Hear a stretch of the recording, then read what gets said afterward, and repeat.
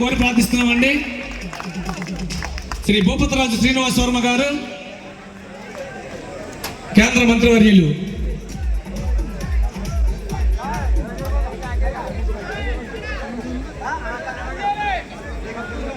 కటిగిరెడ్డి నానాజీ గారిని వెల్కమ్ అండి. ప్రీతమ శాసనసభ్యుల వారి యొక్క ఆజ్ఞానుసారం దయవుంచి నూతనంగా ఎన్నిక కాబట్టి శుభాభినందనం.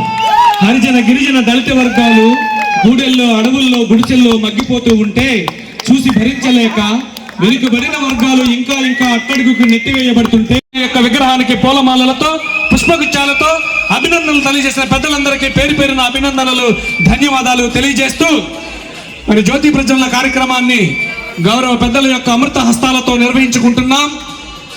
తమసోమా జ్యోతిర్గమయ, అజ్ఞానాన్ని పారద్రోలి జ్ఞానాన్ని ప్రసాదించేదే వెలుగు.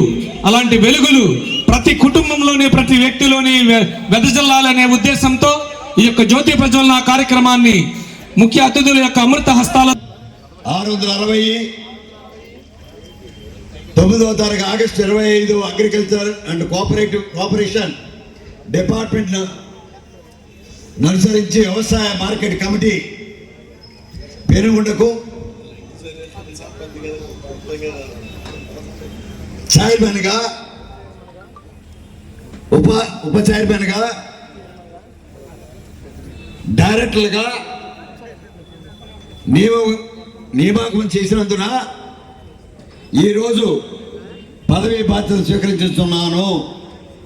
ఈ రోజు నుండి ఆంధ్రప్రదేశ్ వ్యవసాయ ఉత్పత్తులు మరియు పశుగణనములు మార్కెట్ల యొక్క చట్టం నియమములు మరియు బైలాసకులకు లోబడి నిర్భయంగా, నిజాయితీగా, నిష్పక్షపాతంగా నా యొక్క విధులను నిర్వర్తించగలగని మనస్సాక్షిగా మరియు దేవుని మీద ప్రమాణం చేస్తున్నాను. ఇట్లు మీ పేరు చెప్పండి కొద్ది గట్టిగా. ఓకే, అందరూ కూడా కరతాళ ధ్వనితో వారికి అభినందనలు తెలియజేసుకోండి ప్లీజ్ గట్టిగా. మరి అద్భుతమైనటువంటి ప్రమాణ స్వీకార మహోత్సవ కార్యక్రమాన్ని ఆహ్లాదకరమైన వాతావరణంలో అతిరథ మహారథులందరూగానే మన ఆచంట నియోజకవర్గం పెనుగొండ మార్కెట్ యార్డ్ గుర్తు వచ్చేలా అద్భుతమైనటువంటి జ్ఞాపికలను ముఖ్య అతిథులకు అందజేస్తున్నారు. ఇంత ఘనమైన కార్యక్రమానికి రాజకీయ గురువు పితాని సత్యనారాయణ గారితో అత్యంత సాన్నిహిత్యం, కోవిడ్ సమయంలో ఎన్నో విలువైన సేవలను అందించడం, పవన్ కళ్యాణ్ గారి జిల్లా ఫ్యాన్స్ అసోసియేషన్ ప్రెసిడెంట్ గా అభిమానులు అందరినీ ఏకతాటిపై నడిపించడం, దేవాలయాలు ఈ పదవికి తేవాలి, పేరు ప్రతిష్టలు అన్నది మన ఆకాంక్షనీయం.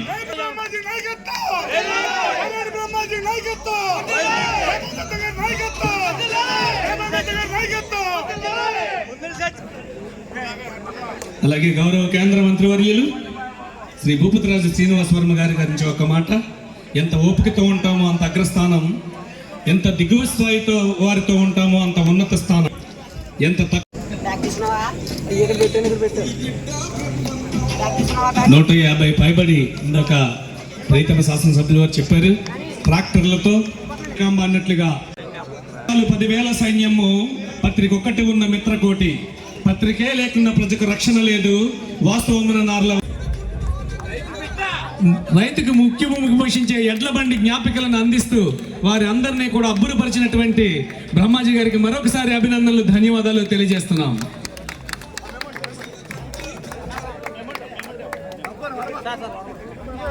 గజమాలతో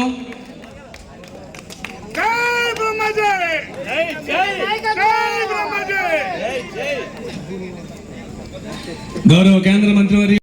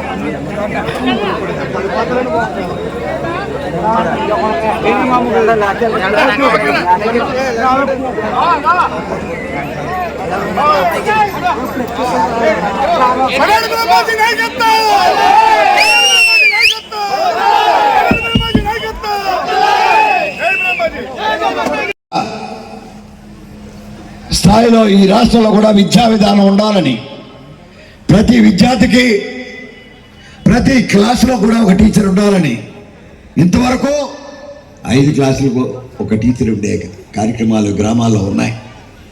లేదు 2 టీచర్లు ఉన్న గ్రామాలు ఉన్నాయి. అవన్నీ కూడా అవసరమైతే మెచ్చేసి, అవసరమైతే అక్కడ కూడా శ్రద్ధ పెంచి విద్యా విధానంలో మార్పు తీసుకొచ్చిన యువ నాయకుడు కూడా హృదయపూర్వక అభినందనలు, ధన్యవాదాలు అర్పించుకుంటా ఉన్నాం. ఇది అవసరం. ఏ శాఖలో ఉన్నా కూడా ఆ శాఖ మంత్రి తనదైన శైలిలో అవసరం కానీ మరొకసారి అభినందనలు, ధన్యవాదాలు అర్పించుకుంటాం. ఇది కారణం ఏంటంటే రాజకీయాలు తేలికని కాదు. ఇవాళ రాష్ట్ర నుంచి నిధులు ఇబ్బందికరమైన పరిస్థితి ఉన్నాయి. రోడ్లు వేయాలి, భవనాలు పూర్తి చేయాలి, సంక్షేమ కార్యక్రమాలు చేయాలి. ఇన్ని కార్యక్రమాలు రాష్ట్ర ప్రభుత్వం ఆర్థిక ఇబ్బంది ఉన్నప్పుడు కూడా చేయడానికి ప్రయత్నం జరుగుతోంది. పార్లమెంట్ సభ్యుల యొక్క సహకారంతో, ముఖ్యమంత్రి చంద్రబాబు నాయుడు గారు, పవన్ కళ్యాణ్ గారి యొక్క సహకారంతో ఈనాడు కొన్ని నిధులు పంచాయతీరాజ్ ద్వారా, కొన్ని నిధులు ముఖ్యమంత్రి గారి సహకారం ద్వారా ఈనాడు వస్తూ ఉన్నాయి. ఇంకా యువ నాయకుడు లోకేష్ గారి నుంచి నిధులు రావాల్సిన కార్యక్రమాలు ఉన్నాయి. త్వరలో కూడా అవి కూడా పట్టుకొస్తాం.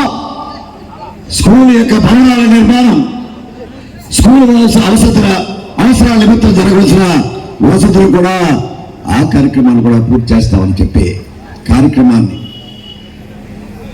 ఆయన కూడా ఒక మాట ఇచ్చారు.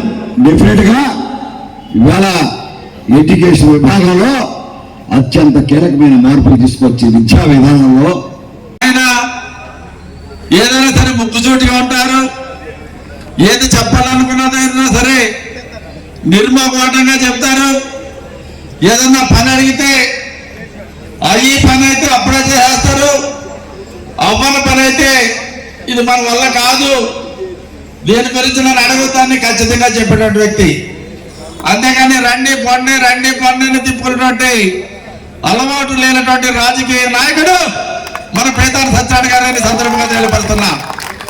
ఏదైనా తనకు అవకాశం ఉంటే అది సాధించడానికి ఎంతవరకు వెళ్ళేటువంటి వ్యక్తి మన పేతాడు సత్యనారాయణ గారిని ఈ సందర్భంగా నేను మీ అందరికీ తెలియపరుస్తున్నా. ఏదన్నా ఒక సమస్య ఉంటే ఒక పట్టుదలగా అది చేయాలని అనుకున్నప్పుడు, అది న్యాయపరమైన కోరిక, ధర్మపరమైన కోరిక, ఇది మనం సాధించాలనుకున్నప్పుడు ఎవరితోడైనా పోరాడాలని సాధించేటువంటి వ్యక్తి మన పేతాడు సత్యనారాయణ గారని ఈ సందర్భంగా సగౌరవంగా నేను మీ అందరికీ కూడా తెలియపడుతున్నా. పేతాడు సత్యనారాయణ గారికి నాకు చాలా మంచి స్నేహం, మంచి అనుబంధం ఉన్నటువంటి విషయాన్ని కూడా ఈ సందర్భంగా నేను మీ అందరికీ తెలియపరుస్తున్నా. మేము వేరు పార్టీల్లో ఉన్నప్పుడు కూడా మా ఇద్దరికి కూడా ఎప్పుడు కూడా ఒక మంచి స్నేహ సంబంధం ఉంది అన్నటువంటి విషయాన్ని కూడా ఈ సందర్భంగా నేను మీ అందరూ కూడా తెలియపరచుకుంటున్నా. ఈనాడు కూటమి ప్రభుత్వంలో మరి కేంద్ర మంత్రిగా ఉన్నటువంటి మన వర్మ గారు అంటే కార్యక్రమానికి అతిథి వచ్చినటువంటి మనందరి వాడు మాజీ మంత్రివర్యులు, స్థానిక శాసనసభ్యులు, మా గురువులు పేతాడు సత్యనారాయణ గారు. ఇవాళ ఇంకా అవాకులు చెవాకులు మాట్లాడతాము. కూటమిలో పార్టీల మధ్య విభేదాలు సృష్టించేటువంటి ప్రయత్నం చేస్తారు. చంపేస్తామంటున్నారు, నరికేస్తామంటున్నారు. మేము మళ్ళీ అధికారంలోకి వస్తాం, మీ అందు చూస్తామంటున్నాం.